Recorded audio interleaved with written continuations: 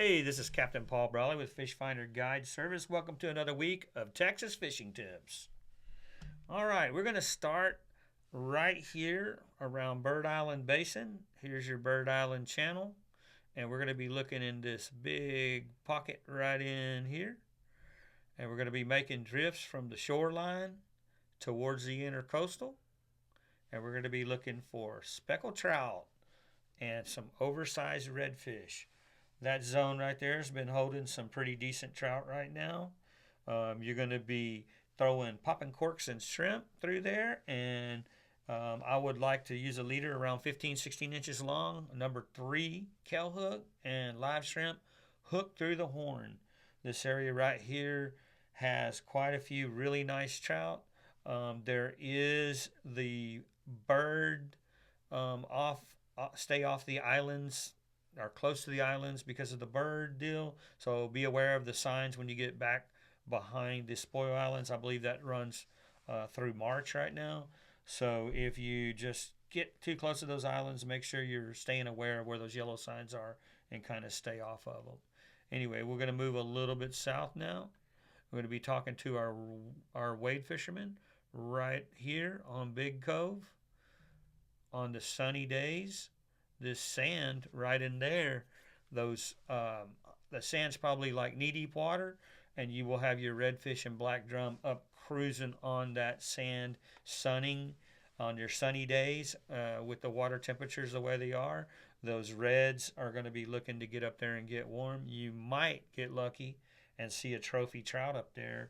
I don't know if you'll be able to get a cast off to him before he'll see you, but sometimes seeing one is just as good as catching one. Anyway, right in there seems to be pretty good wade fishing on top of these sandbars right here, looking for redfish sight casting.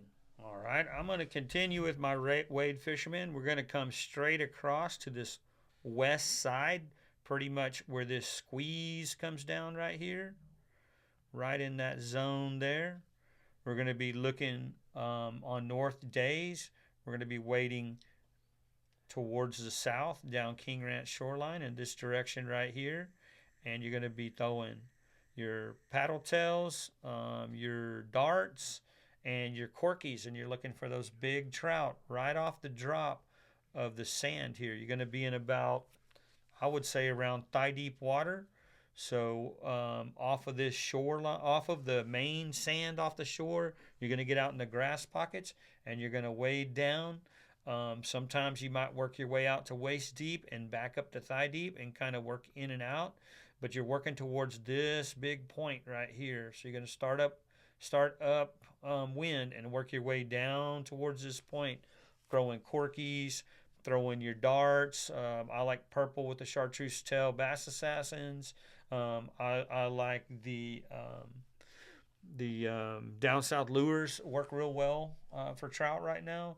But all up and down that particular area, we're looking for trophy trout on corkies, on bass assassins, on down south lures. Right in there should potentially hold a bigger trout. If you come around the bend a little bit, right in here, right before the pipeline area, you could, or I'm sorry, behind the yellow cabin area, straight behind the yellow cabins, potentially if you come in through here making some drifts back towards King Ranch, you could pick up some reds as it shallows up right in this area. They seem to be holding there on your north days. The wind's kind of blowing the bait and everything up towards this little bit of a shallower edge. It's not super shallow in here, but as you get towards the shore, it has a little bit of a hump right there, and that's kind of what the reds have been holding on.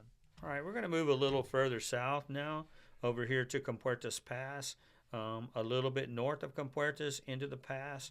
I would say in this range right in here.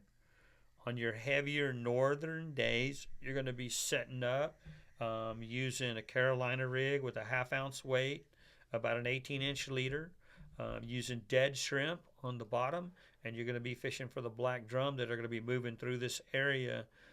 Anytime the north wind blows, and it blows pretty strong, and you got water movement, you're going to have a lot of black drums moving through that zone right there. Over here across from it, this shoreline right through here. It should have some speckled trout out deeper.